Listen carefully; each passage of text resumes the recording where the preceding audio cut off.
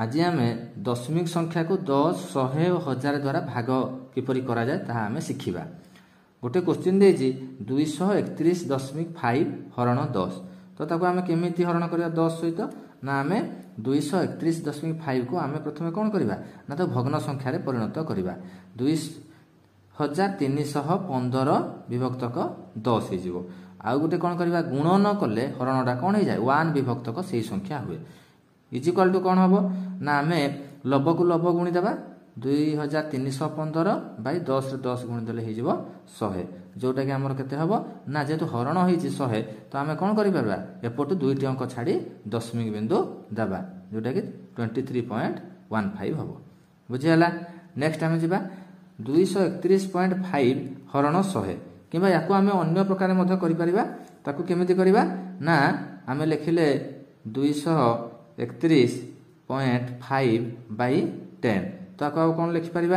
ना 231.5 रे गुणन 10 करवा होल डिवाइडेड बाय 10 इंटू 10 लबर 10 गुणी देली आउ हर 10 गुणी देले कहीं 10 गुणले ना दशमिक पर गोटे अंक अच्छे से आम एक रे गोटे शून्य आम गुणन कले जोटा कि आम दशमिक बिंदु उठेबा तो से केते हबो ना 2315 बाई 100 जोटा कि आमर व्हिच इक्वल्स टू 23.15 जोटा आमर ए आंसर सहित समान आसिला। नेक्स्ट आमे जिबा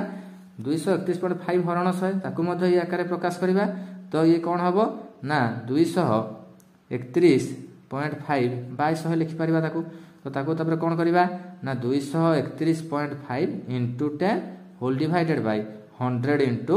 10 तो ये केते हे जिवो ना दशमिक उठी जिवो जेतु 10 गुणा जायछि दशमिक पर गोटे अंक अछि 2315 whole divided by 1000 is equal to केते हबो ना 1000 जेतु डिवाइड हेछि तीनोटी शून्य अछि तो सेति पय हमें तीनोटी अंक छाडी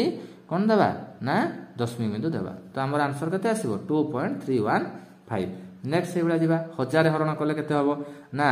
231.5 होल डिवाइडेड बाय 1000 तो हमर आंसर केते आसीबो ना 231.5 रे मूलर आम कही 10 गुणन कहीं करूचे ना जेहेतु दशमिक पर गोटे अंक अच्छी whole divided by 1000 into 10 is equal to केते हबो ना 2315 बाई केते ना 10000 इज इक्वल टू केते हबो ना हमर 0.2315 से बे तुम पई प्रश्न